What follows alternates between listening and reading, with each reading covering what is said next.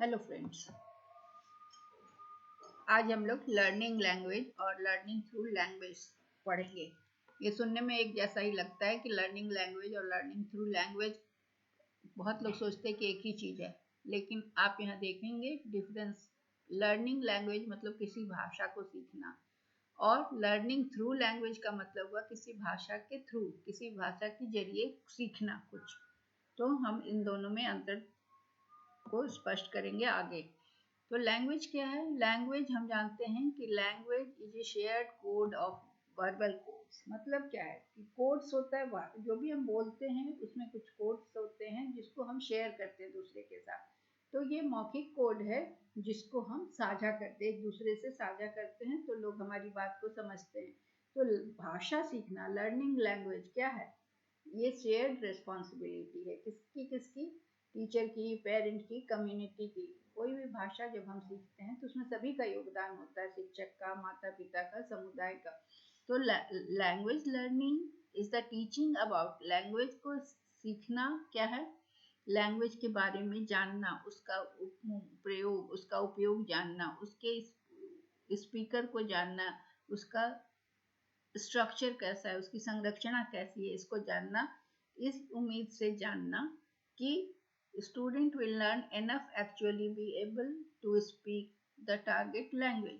कि मतलब इस उम्मीद के साथ ये सारा चीज सीखना, भाषा सीखना, इस तरह से सीखना कि जिसको ये भाषा सिखाया जा रहा है, जो टारगेट व्यक्ति है, जिसको स्टूडेंट है, वो इतना सीख ले कि वो भाषा को बोलने में सक्षम हो जाए।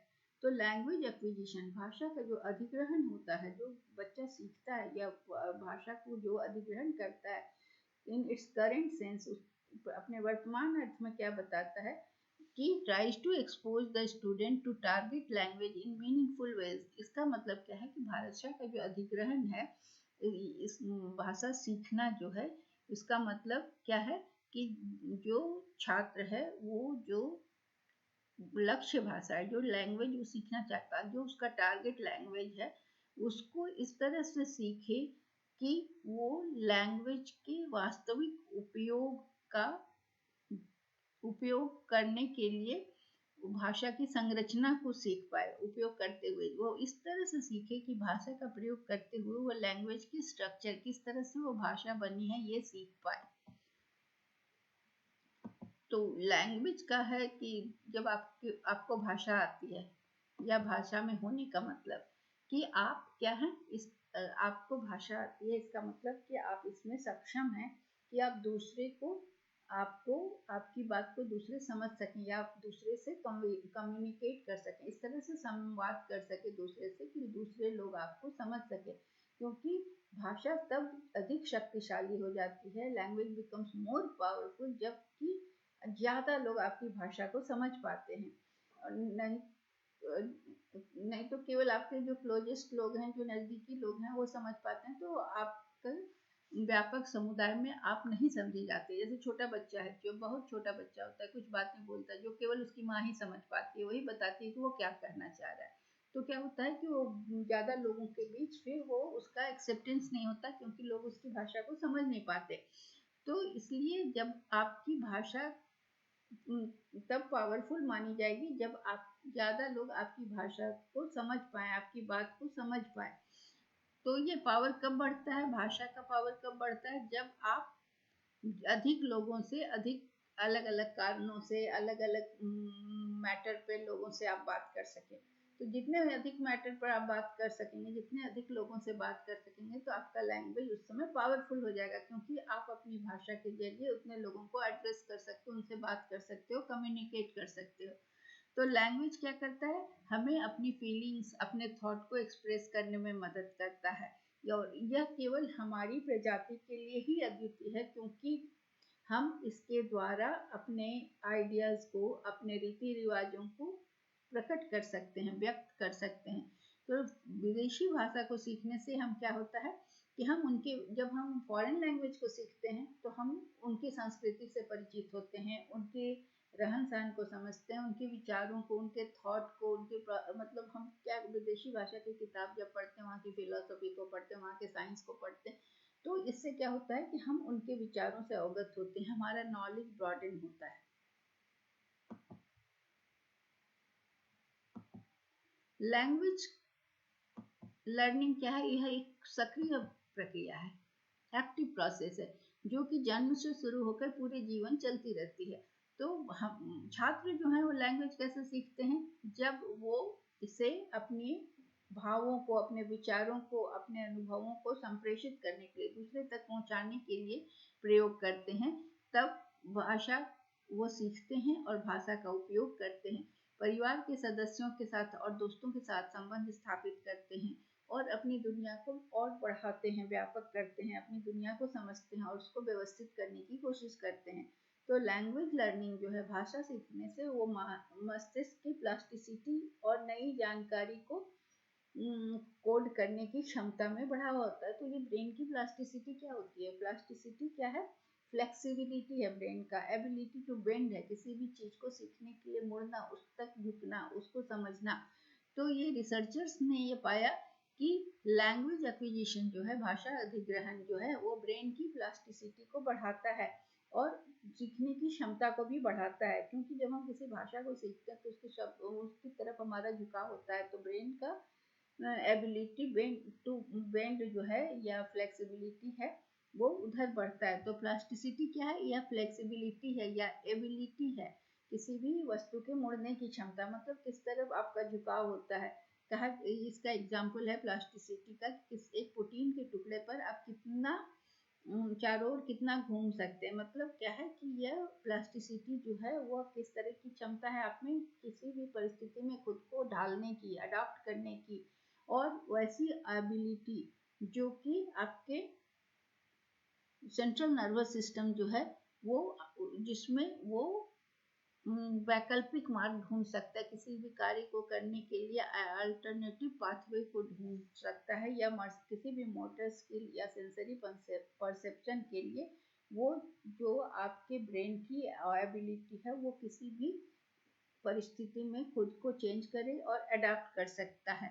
तो ये सेंट्रल नर्वस सिस्टम की अडेप्टेबिलिटी होती है, जिसे हम प्लास्टिसिटी ऑफ ब्रेन कहते हैं। बहुत सारे साइंटिस्ट का मानना है कि जब बच्चों का ब्रेन क्या होता है, वो प्लास्टिक होता है। प्लास्टिक क्या होता है? बेंड हो सकता है, मैलिएबल होता है, वो लचीला होता है। तो न्यूरोप्लास्टिसिटी जो होता है ब्रेन का, वो 25 साल के बाद रुक जाता है, क्योंकि eight which point the brain is fully wired. अब वहां पर क्या होता है कि मस्तिष्क पूरी तरह से मेच्योर हो जाता है और परिपक्व हो जाता है। फुल्ली वायर्ड मतलब पूरी तरह से तैयार हो जाता है, मेच्योर्ड हो जाता है। You lose neurons as you age. उसके बाद क्या होता है कि जब आप उम्र बढ़ती है तो आप न्यूरॉन्स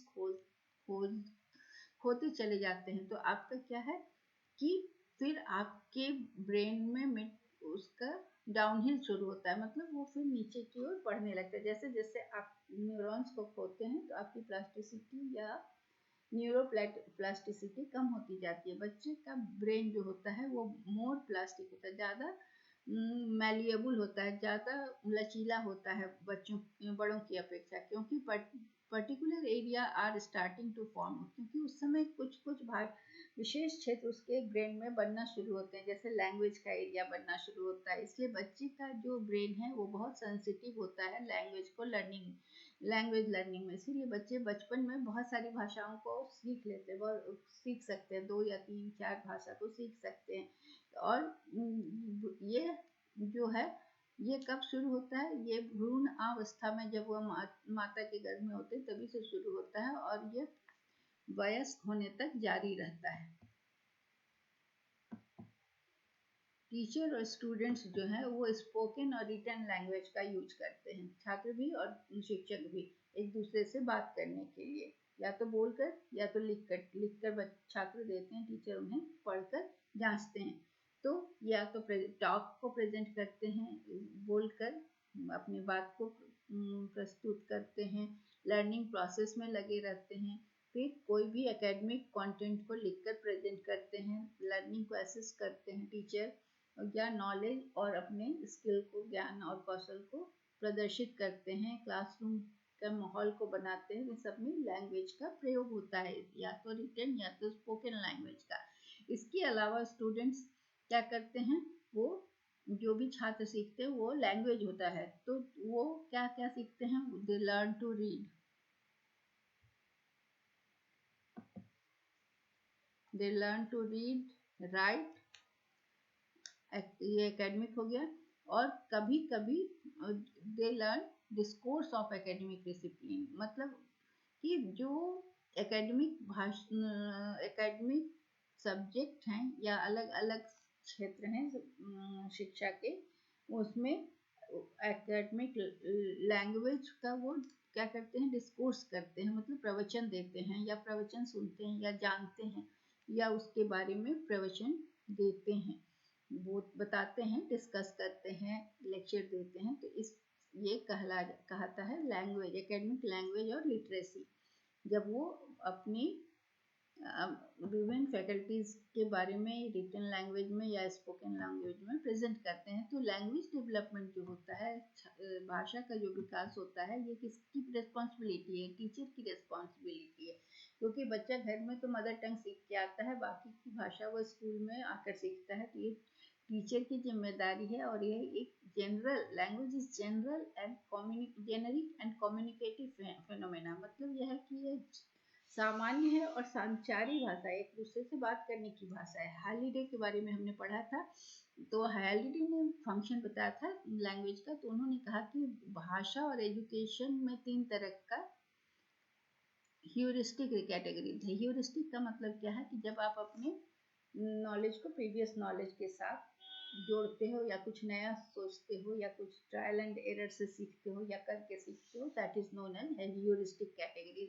तो 3 कैटेगरीज है, लर्निंग लैंग्वेज, भाषा सीखना, लर्निंग थ्रू लैंग्वेज, भाषा के द्वारा सीखना, और लर्निंग अबाउट लैंग्वेज, भाषा के बारे में सीखना। तो यहाँ पर अभी हम 2 चीज को डिस्कस कर रहे हैं, learning language and learning through language. तो ये any one of these parts, ये तीनों में से कोई भी हिस्सा, लर्निंग, लर्निंग अबाउट और लर्निंग थ्रू, ये अकेले नहीं होता, ये इसलिए हमें तीनों पढ़ना है, ये तीनों साथ साथ चलते हैं, और इन तीनों के बीच में जो कनेक्शन है वो अंतहीन है, मतलब इसे हम कहीं भी रोक नहीं सकते, कहीं भी इसे नहीं कर सकते कि यहाँ पर ये खत्म हो गया, ये चलता रहता है, ये साथ चलते हैं। तो लर्निंग लैंग्वेज क्या है कि is about having extended period of time to engage as speakers, listeners, readers, writers, viewers and presenters। इसमें क्या है कि जब हम लैंग्वेज सीख रहे हैं तो इसमें हमारा टाइम का कोई ये नहीं है, बहुत अवधि तक हम संलग्न रहते हैं। इसको सीखने के लिए हमें स्पीकर के रूप में भी सीखना होता है, सुनकर सीखते हैं, बोलकर सीखते हैं, पढ़कर सीखते हैं, लिखकर सीखते हैं, या दूसरे का लिखा हुआ पढ़ते हैं तो वो पढ़कर सीखे, देख कर सीखते हैं। और जब कोई प्रेजेंट करता है, प्रेजेंटर प्रस्तुतकर्ताओं के साथ संलग्न होकर सीखते हैं। तो learners have first hand opportunity to converse with their peers. जो लर्नर होते हैं वो अपने साथियों से सबसे पहले उन्हें बात करने में मौका मिलता है, फर्स्ट हैंड अपॉर्चुनिटी मिलता है अपने साथियों से बात करने का। फिर वो जोर से पढ़ने का आनंद लेते हैं। उसके बाद develop characters in dramatic performance, वो नाटकीय प्रदर्शन के द्वारा पात्रों को विकसित करते हैं, नाटकीय प्रदर्शन करते हैं। Be in awe and wonder in response to a set of photographs, बहुत सुंदर सुंदर फोटोग्राफ्स को जब वो देखते हैं, तस्वीरों को देखते हैं, तो वो आश्चर्य और विस्मय करते हैं, प्रकट करते हैं, अपने पसंदीदा जानवर के बारे में पढ़ते हैं, लिखते हैं, और बहुत सारा रोमांचक एक्साइटिंग नरेटिव्स भी लिखते हैं या पढ़ते हैं। तो इससे क्या करता है कि we learn to speak by speaking, बोलकर हम बोलना सीखते हैं, learn to read by reading, ठीक है। हम लोग कैसे सीखते हैं, बोलना बोलकर, पढ़ना पढ़कर, सही है। तो behaviour and mind set of जो रीडर्स का माइंड सेट होता है या बिहेवियर होता है, या राइटर का, व्यूअर्स या प्रेजेंटर और स्पीकर्स और लिसनर्स जिनको हम पढ़ते हैं, सुनते हैं, देखते हैं, तो वो क्या है, वो लैंग्वेज को सीखने में आर पैरामाउंट ऑफ लर्निंग, ये लैंग्वेज सीखने में, भाषा को सीखने के लिए इन सब का व्यवहार और मानसिकता हम पर असर करता है, हम उससे प्रभावित होते हैं। We seek to model and engage in reflection on a genuine passion and curiosity for language। इससे क्या होता है कि हम अपना एक पैशन, एक उत्सुकता को संलग्न करते हैं। Play and have fun with words, और हम शब्दों के साथ खेलते हैं, उन्हें उनके साथ एंजॉय करते हैं शब्दों के साथ। To be inspired by the ways the others use language, दूसरों के द्वारा लैंग्वेज को यूज करने के तरीकों को देखकर हम उससे प्रभावित होते हैं और प्रेरित होते हैं।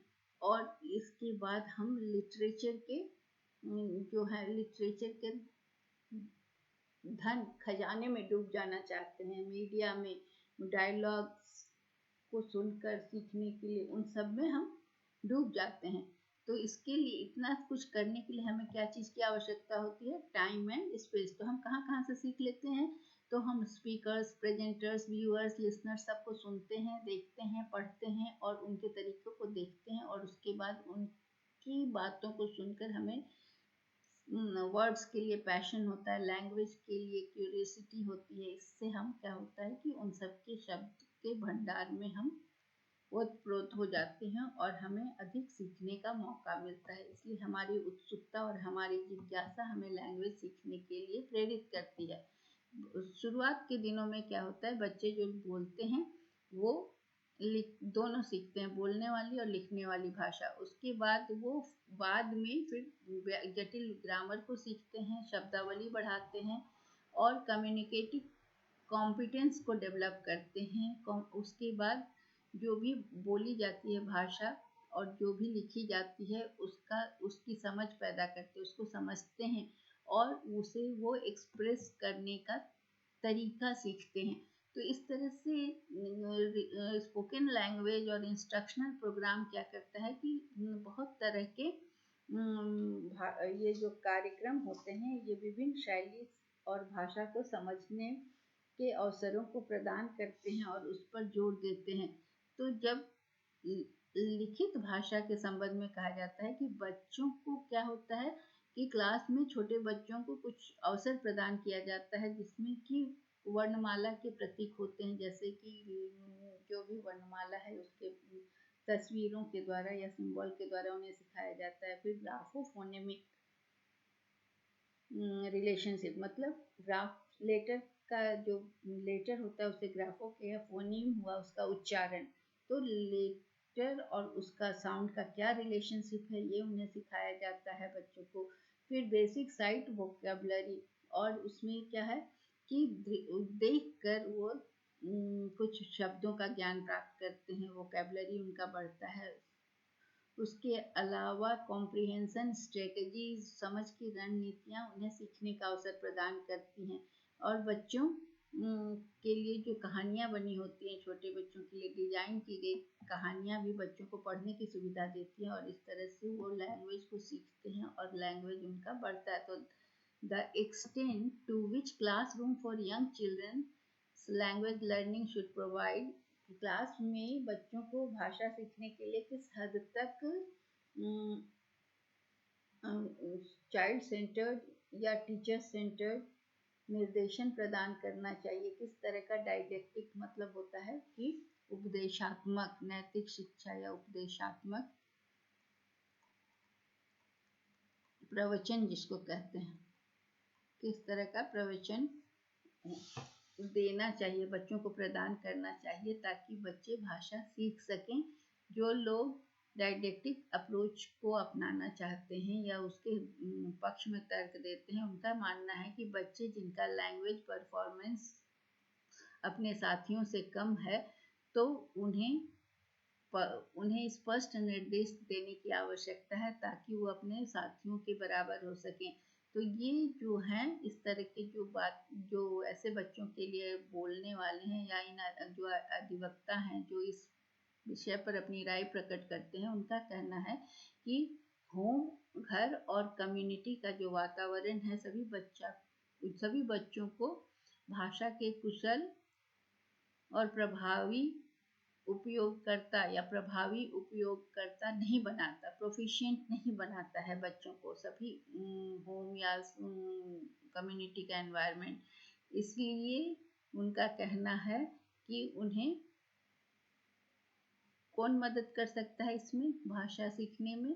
तो ग्रामर के सारे रूप और शब्दावली के साथ और उच्चारण के साथ उन कुछ छात्र ही अपने मित्रों को मदद कर सकते हैं। तो इनका कहना है कि शिक्षा में, भाषा के शिक्षण में और उसके व्याकरण के ज्ञान में, शब्दावली के ज्ञान में, उच्चारण में छात्र ही अपने दोस्तों को, अपने साथियों को मदद कर सकते हैं सीखने में। और दूसरी तरफ रिटन लैंग्वेज में क्या होता है कि यह कहा जाता है कि ये स्पोकन लैंग्वेज से बिल्कुल डिफरेंट है और इसके लिए बहुत इंस्ट्रक्शन या अनुदेशन की आवश्यकता है। तो इसलिए स्पोकन लैंग्वेज के लिए तो छात्र भी मदद कर सकते हैं अपने साथियों को, लेकिन उसके लिए अलग से निर्देशन की आवश्यकता है। उसके बाद अलग से यह तर्क दिया जाता है कि बच्चे लैंग्वेज लर्नर होते हैं जन्मजात रूप से, स्वाभाविक रूप से, और उन्हें एक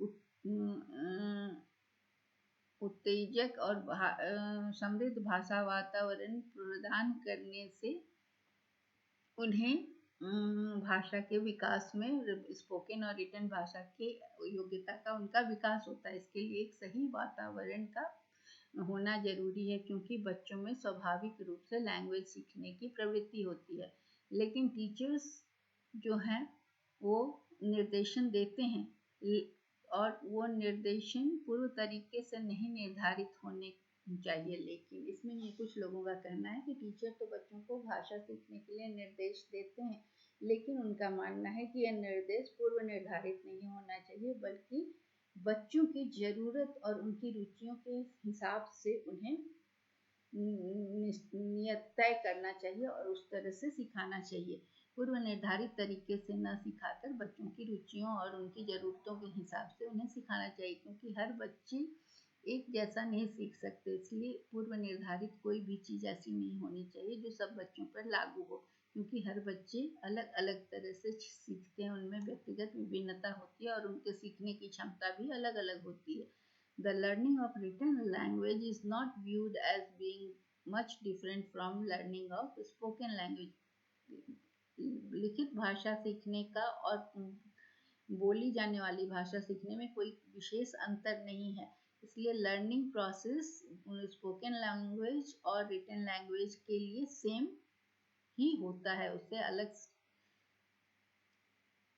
सीखने की प्रक्रिया करीब करीब एक जैसी ही होती हैं। दूसरी भाषा को सीखने के लिए अलग और भी कई लाभ मिलती है। दूसरी भाषा को अपनी भाषा के अलावा कोई दूसरी भाषा को सीखता है तो उसके और भी कई फायदे होते हैं। क्या क्या? उससे क्या होता है कि आपका शैक्षणिक उपलब्धि बढ़ता है, एकेडमिक अचीवमेंट बढ़ता है, ज्ञानात्मक विकास होता है, संज्ञानात्मक ज़्यादा विकास होता है, और बहुत आप दूसरे भाषा और कल्चर के प्रति आपका जो रवैया है या दृष्टिकोण है वो सकारात्मक हो जाता है, आपका पॉजिटिव एटीट्यूड होता है दूसरी भाषा और कल्चर के प्रति। तो इसलिए कहा जा सकता है कि लैंग्वेज लर्निंग छात्रों के लिए आवश्यक है, और ये आधुनिक वैश्विक बाजार में इनको वैश्विक ग्लोबलाइजेशन को प्रभावी रूप से, इफेक्टिव रूप से काम करने के लिए ये छात्रों को अधिक भाषाओं को सीखना जरूरी है। लर्निंग लैंग्वेज बच्चे को क्या करता है, लैंग्वेज सीखना, वो लैंग्वेज को एप्रिशिएट करना सीखते हैं भाषा को सीखने के बाद, और उसकी सराहना करना भी सीखते हैं। इस भाषा उन्हें सक्षम और आत्मविश्वासी बनाता है। नई भाषा को सीखने के लिए क्या ज़रूरत पड़ती है? सुनना, बोलना, पढ़ना, लिखना, देखना और उसे प्रस्तुत करना या प्रतिनिधित्व करना। अगर आप किसी एक एक्टिविटी पर कंसंट्रेट करते हैं या फोकस करते हैं तो दूसरी गतिविधियां पीछे रह जाती हैं। इसलिए ये सारे स्टूडेंट्स को सभी reading, listening, writing, viewing, representing छात्रों को तकनीकी समाज में प्रभावी रूप से भागीदार बनाता है, उन्हें अपनी भागीदारी प्रस्तुत करने में सक्षम बनाता है। और क्योंकि भाषा के रूप में सूचना, संचार और मनोरंजन बहुत तेजी से विकास हो रहा है, इसलिए बच्चों को भाषा का ज्ञान इन सब क्षेत्रों में सफल बनाने में मदद करता है। तो स्पीकिंग जो है, बोलना जो है, सबसे इम्पॉर्टेंट एस्पेक्ट है भाषा सीखने का। ये आपको किस चीज़ के लिए तैयार करता है? एक दूसरे से संवाद करने, विभिन्न प्रकार के लोगों से बात करने के लिए सक्षम बनाता है। अपने आपके विचारों को आप स्वतंत्रता पूर्वक इससे प्रकट कर सकते हैं, अपने थॉट को एक्सप्रेस कर सकते हैं, और किसी भी नई कम्युनिटी या समुदाय के आप एक्टिव मेंबर बन सकते हैं। दुनिया में 1 अरब से भी अधिक मैंडरिन चाइनीज स्पीकर्स हैं। दुनिया में सबसे ज़्यादा चाइनीज भाषा को बोलने वाले लोग हैं, जिसे मैंडरिन चाइनीज कहा जाता है। और ये 2021 में सबसे it tops the list of most important language to learn. सबसे ज़्यादा सीखी जाने वाली भाषा की सूची में ये सब टॉप पर था, सबसे ऊपर है 2021 में। लैंग्वेज क्या है? सबसे इम्पॉर्टेंट पार्ट है किसी भी संस्कृति का। यह भाषा वह तरीका है जिससे लोग एक दूसरे से बात करते हैं, संवाद करते हैं, रिलेशनशिप बनाते हैं, और एक कम्युनिटी का एक भाव बनाते, एक समुदाय की भावना प्रदान करती है। लगभग 6500 भाषाएं बोली जाती हैं पूरे विश्व में आज, और हर भाषा अपने आप में कई मायनों में यूनिक है, अद्वितीय है। अब learning through language. Learning classroom में जो है वो लैंग्वेज के द्वारा ही होता है। कक्षा में सीखना मुख्य रूप से भाषा के द्वारा होता है। टीचर भाषण देते हैं, लेक्चर देते हैं, व्याख्यान देते हैं, क्वेश्चन पूछते हैं, डिस्कशंस को व्यवस्थित करते हैं, चर्चाएं करते हैं, रीडिंग और राइटिंग का टास्क बच्चों को देते हैं, असाइनमेंट के जरिए या रीडिंग करने के लिए कहते हैं। तो स्टूडेंट्स जो हैं तरह तरह के शैक्षिक टास्क में लगते हैं, किसके द्वारा, और क्या करते हैं? रीडिंग, राइटिंग, इंटरनेट को एक्सप्लोर करते हैं, वर्बल आंसर देते हैं टीचर के क्वेश्चन को, सुनते हैं टीचर के लेक्चर्स को, और स्टूडेंट के प्रेजेंटेशंस को भी सुनते हैं, पूरे क्लास में पार्टिसिपेट करते हैं, पीयर ग्रुप डिस्कशन में पार्टिसिपेट करते हैं, रिटन टेक्स्ट को याद करते हैं, वोकैबुलरी को याद करते, शब्दों की शक्ति को बढ़ाते हैं। इस तरह से वो बहुत सारे कार्य करते हैं क्लासरूम में। तो लैंग्वेज के द्वारा जो सीखना है वो क्या होता है? जब लैंग्वेज को हम यूज करते हैं एक टूल के रूप में, कुछ समथिंग जो लैंग्वेज की को हम एक उपकरण के रूप में प्रयोग करके उसे भाषा के दायरे से परे, beyond the realm of language, हम उसका यूज करते हैं लैंग्वेज को एक टूल की तरह। तो इसका पर्पस क्या होता है कि दूसरे अलग डोमेन में सीखना, मतलब लैंग्वेज का जो इनहेरेंट रोल है वो उसकी भूमिका को पहचानना। तो स्टडी, ये बहुत सारा स्टडी किया गया है जिससे पता चलता है कि दूसरी लैंग्वेज को सीखना क्या है कि इंग्लिश स्ट्रक्चर, दूसरी भाषा को सीखना क्या करता है? नॉलेज ऑफ ये भाषा का स्ट्रक्चर, लैंग्वेज स्ट्रक्चर और वोकैबुलरी को बढ़ाता है। साथ साथ मैथ्स और लैंग्वेज में भी, भाषा, कला और गणित में भी अधिक अंक प्राप्त करने में मदद करती है। तो भाषा के जरिए सीखने से हम बहुत गणित और कला में भी पारंगत हो सकते हैं। तो सोचना, सीखना और लैंग्वेज, ये सब एक दूसरे से जुड़े हुए हैं।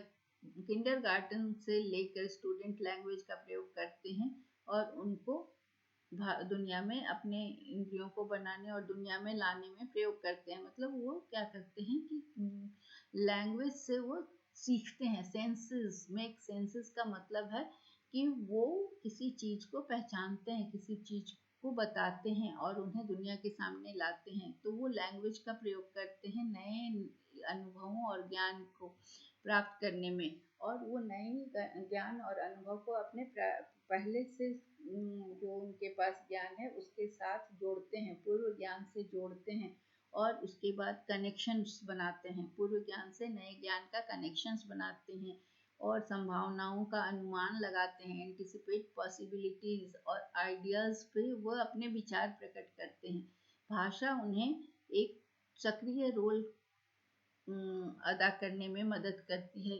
बहुत सारी कम्युनिटीज ऑफ लर्नर में, मतलब विभिन्न समुदायों के जो लर्नर होते हैं, जो शिक्षार्थी होते हैं, उसमें भाषा उन्हें एक एक्टिव रोल प्रदान करने में मदद करती है। क्लासरूम या क्लासरूम से बाहर विभिन्न समुदाय के छात्र जब एकत्रित होते हैं तो एक भाषा ही है जो बच्चों को, छात्रों को एनेबल करती है कि वो उनके साथ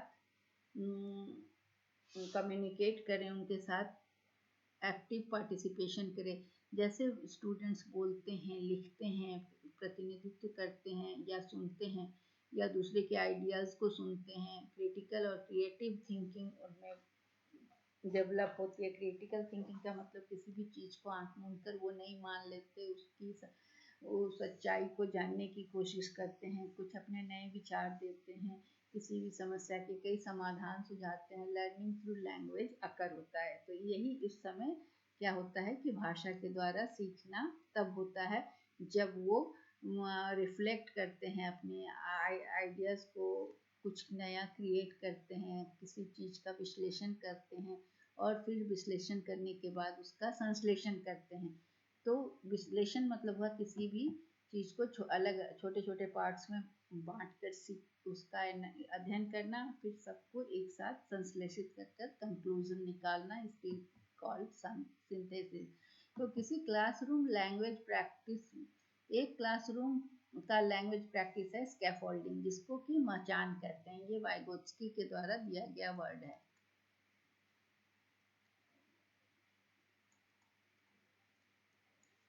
स्कैफोल्डिंग एक ऐसी प्रक्रिया है जिसके द्वारा टीचर और स्टूडेंट आपस में इंटरेक्शन करते हैं और एक दूसरे पर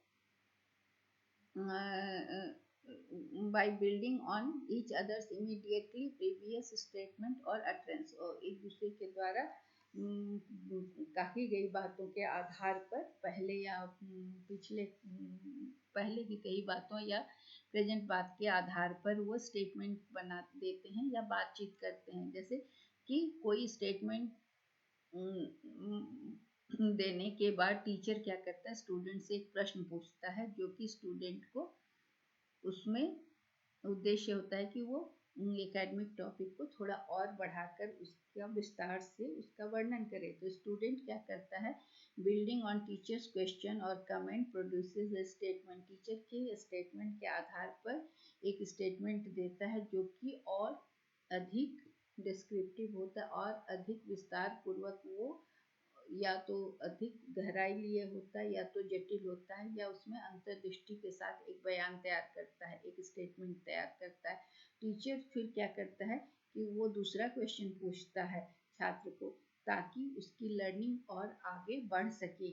इस तरह से इसे हम स्कैफोल्डिंग के द्वारा लर्निंग होता है। लर्निंग थ्रू लैंग्वेज, इसमें टीचर लैंग्वेज का यूज करता है और छात्र को की लर्निंग को फर्दर करता है।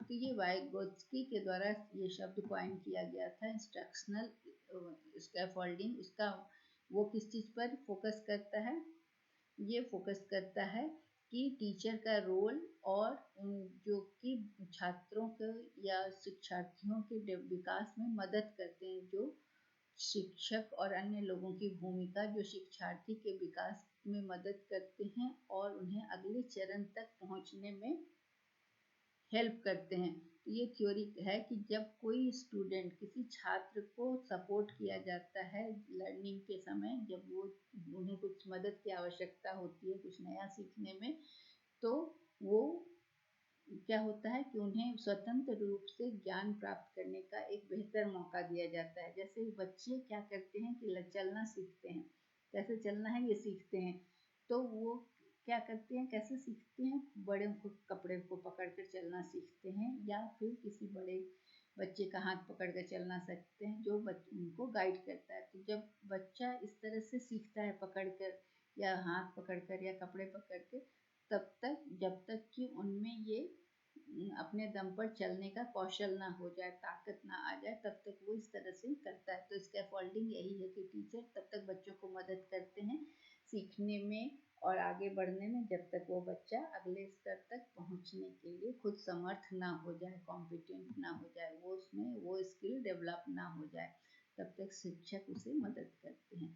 तो स्कैफोल्डिंग के द्वारा टीचर क्या होता है कि छात्रों को मदद करते हैं और ताकि वो शिक्षा संबंधी इश्यूज को समझ सकें या शिक्षा के जुड़े हुए तथ्यों को समझ सकें और उन्हें और नए तथ्यों का पता कर सके जो कि अपने से वो करने के एबल हैं, जो खुद से वो कर सकते हैं, उससे आगे की चीज़ों को वो समझ सकें या उन तथ्यों को एक्सप्लोर कर सकें। तो स्कैफोल्डिंग जो है, इसको मचान कहते हैं, वो टीचर और स्टूडेंट के बीच में भी हो सकता है और स्टूडेंट के बीच में भी हो सकता है। मतलब छात्र अपने छात्र पीयर ग्रुप के साथ भी कर सकते हैं, टीचर के साथ। दूसरा है क्लासरूम लैंग्वेज प्रैक्टिस में कि लर्निंग थ्रू लैंग्वेज में क्लासरूम में क्या होता है, जो कि बहुत अटेंशन जिस पर रिसर्चर्स ने दिया वो है IRF। IRF में आई में क्या है, टीचर इनिशिएट करता है, टीचर इनिशिएशन। उसमें स्टूडेंट का रिस्पॉन्स आता है।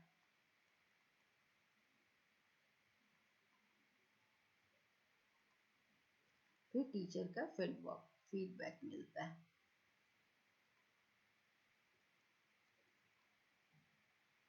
तो ये सब कैसे होता है, लर्निंग थ्रू लैंग्वेज में होता है कि ये क्या है कि नॉन इन्फॉर्मेशन क्वेश्चन टीचर पूछता है कि ज्ञात सूचना प्रश्न पूछने के रूप में, या इसे सस्वर पाठ प्रश्न पूछने के रूप में भी जाना जाता है। इसमें क्या है कि educators are the constants to such conversation structure and places on academic learning. ये क्या है कि IARF में है कि टीचर इनिशिएट करता है, स्टूडेंट रिस्पॉन्स करता है, फिर टीचर फीडबैक देता है। लेकिन ये जो लर्निंग का प्रोसेस है, इसमें क्या है कि इसमें छात्रों को छात्रों को अपनी प्रतिक्रिया प्रदान करने का अवसर नहीं मिलता है। तो ये इस छात्र वही बताता है जो उसे शिक्षक के द्वारा बताया जाता है।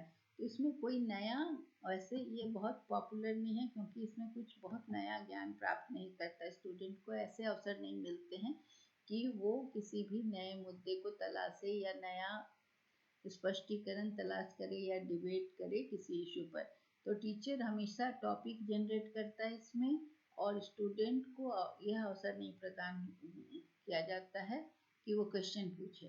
तो इसलिए IRF सीक्वेंस क्या है, स्टूडेंट को बहुत कम अपॉर्चुनिटी प्रदान करता है कि वो कुछ नया सीखे या extended practice of creation of क्या है कि छात्रों को विस्तारित बोले गए पाठ के निर्माण का अभ्यास के अलावा कुछ और अवसर प्रदान नहीं होता है। तो इसमें ये छात्र जो है शिक्षक के द्वारा ही सिखाए गए चीज़ों को सीखता है, कुछ नया तलाशने का अवसर नहीं मिलता। तीसरा क्लासरूम लैंग्वेज प्रैक्टिस जो है, जिसको बहुत अटेंशन दिया गया, इसमें इसे शो एंड टेल कहा गया। इसमें क्या है कि इसमें समय बहुत शेयरिंग टाइम, यह है समय साझा किया गया। शेयरिंग टाइम का मतलब है कि इसका नाम है शेयरिंग टाइम।